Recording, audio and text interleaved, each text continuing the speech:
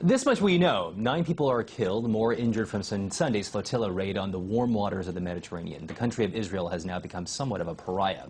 But, and this is a big but, there's still much unknown about what exactly happened during those pre-dawn hours. To cordially discuss this, Daniel Pollack of the Zionist Organization of America, and from New York, Norman Finkelstein, author of A Farewell to Israel, The Coming Breakup of American Zionism. Now, Mr. Finkelstein, I'm going to go ahead and go straight to you first, if that's okay. Let's talk about the fact that we don't know exactly what had happened. For example, who started it, who threw the first punch, who shot the first bullets. We don't know exactly what happened. There's still an investigation going on. Do you have any sort of insight into that comment? Well, we know enough to know that Israel is guilty of serious crimes. Number one, the blockade that Israel imposed on Gaza is a flagrant violation of international law, according to Amnesty International. Number two, it was a humanitarian convoy.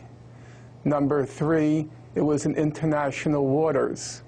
Number four, Israel launched an armed commando raid in the dead of night.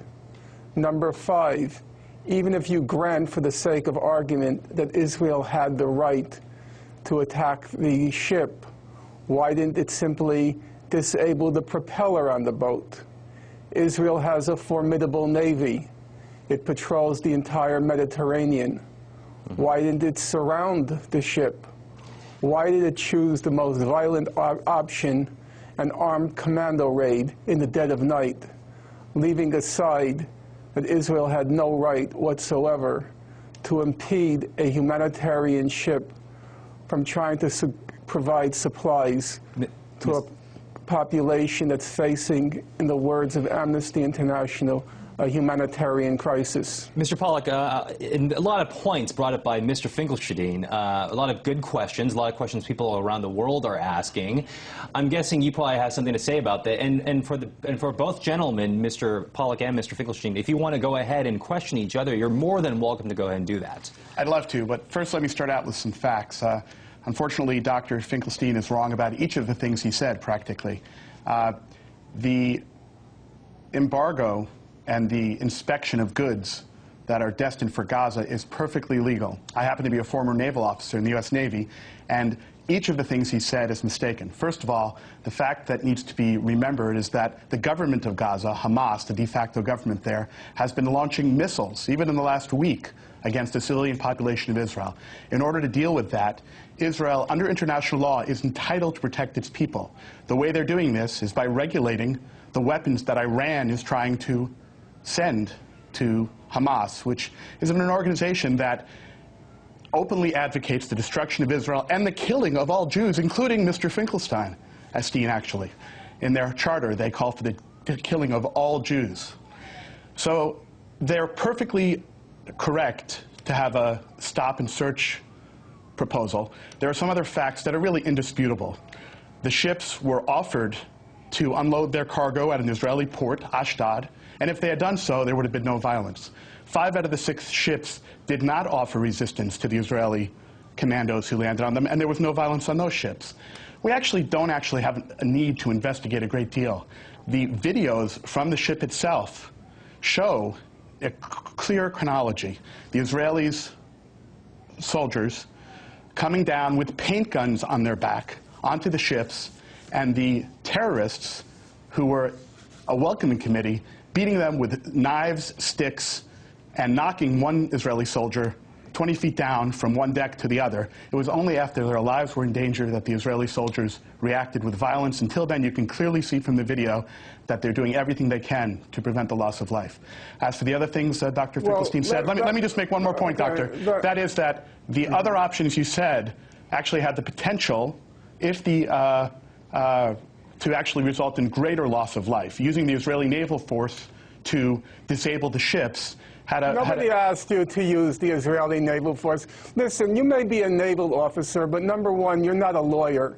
Neither are you, sir. Amnesty International knows the law. Amnesty International, I'm not claiming to be, but I'm quoting Amnesty International. Amnesty International is an openly anti-Israel organization. Amnesty International, oh, sir, I know everybody in the world is anti-Israel except Benjamin Netanyahu. It turns out that almost everyone in the world who's friends with you is. Sir, you're going to have to let me talk.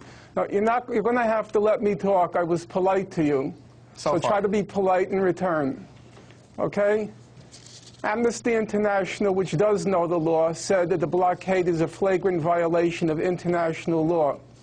The Goldstone mission, headed by Richard Goldstone, who's an internationally renowned jurist, he said the blockade is a possible violation, a possible crime against humanity.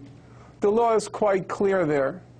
Now, as to what happened on that night in the flotilla, you say the videos show clearly this and the videos show clearly that. Whose videos? There were many people on that boat. Why were their camera equipment confiscated? Why were their videos confiscated? Why was their photographic evidence confiscated? May I answer? What we have is the Israeli version of what happened. We don't yet have the videos, but we might tomorrow. We don't yet have the version or the video evidence from the passengers on the boat.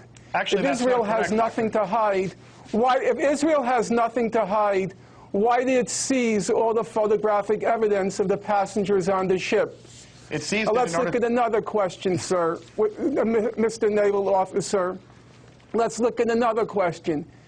The Israelis claim that the commandos were shocked. They were surprised at the resistance, that they didn't expect any resistance, and that's why the melee happened. Well, if that's true, if they expected no resistance, then why did they launch an armed commando raid in the dead of night? Why didn't they simply board the ship in broad daylight? If they really expected no resistance, they could have just come up to the boat and boarded. Does the Israeli claim make any sense? Let's look at another one of the Israeli claims. Let me answer these things. Let's look at another one. Okay, go ahead. The first thing is about the videos. It is clear because these things have timestamps. In fact, the people on the boats were in contact and released videos during the attack. We have numerous videos taken from on board from the people who were involved in the mission. But it's very clear. The answer to your question that were confiscated. And it's very clear why the videos were taken, because before the evidence that shows the actual sequence of events can be doctored or destroyed. That's why the Israelis did it. And it's a fairly... Oh, is that why? Yes, sir. Is that why? Because they wanted to preserve the evidence. Well, they actually have shown the videos... Do you think it's possible they seized it because they wanted to destroy the evidence? That's not possible. Look, I don't know if you've seen... Israel couldn't possibly do that. There's no doubt these guys are rappelling down from the evidence. Helicopter.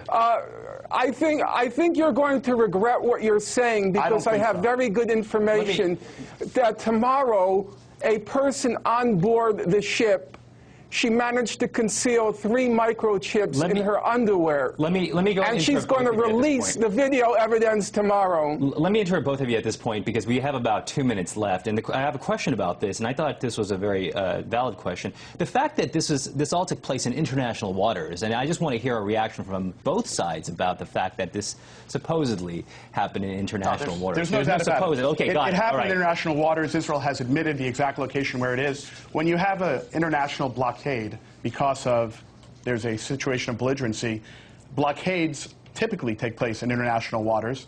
Every blockade that's occurred in the last 100 years, the ships that are blockading take their blockading action in international waters. What happens is if a neutral ship, like a Turkish ship, comes across an international blockade, the navy of the belligerent power approaches the ship and says, "Are you carrying any contraband?" In this case, the ship refused to follow the legitimate directions of that Israeli Navy ship. The directions were... You don't know that. What we do know is there was an armed commando raid in the dead of night in international waters. That's what we know for sure. After that, I can't tell you what happened, but I certainly wouldn't believe a single word from the Israeli government. Do you remember the Israeli government during the attack on Gaza, when it was saying over and over again, we didn't use any white phosphorus? We're not using any white phosphorus. Do you remember that? I do. The same Israeli government which lies and lies and lies again, and then relies on people like you to repeat the lies while they try to seize and then destroy the evidence. You know, Doctor, and you you're expect entitled me, to your you own expect opinion. the listeners. You're entitled to your own opinion, but you're sir, not I'm entitled to your repeating own the facts. Didn't Israel say during the Gaza massacre that it wasn't using white phosphorus, or have you forgotten? You're wrong about the white phosphorus as well. Israel conducted that anti-Hamas operation in order to save Israeli lives. Look, I have one more comment to make. Well, actually, and I hate to do this, I had to cut you both off because we did run out of time. I mean, that took all of 10 minutes. But I want to thank both of you, Daniel Pollack and also Norman Finkelstein up in New York, for being with us and at least shedding a little bit more light about this story. Thank you, really, for both of you, for telling us a little bit more about what had happened over the weekend. Thank you, sir. Thank you.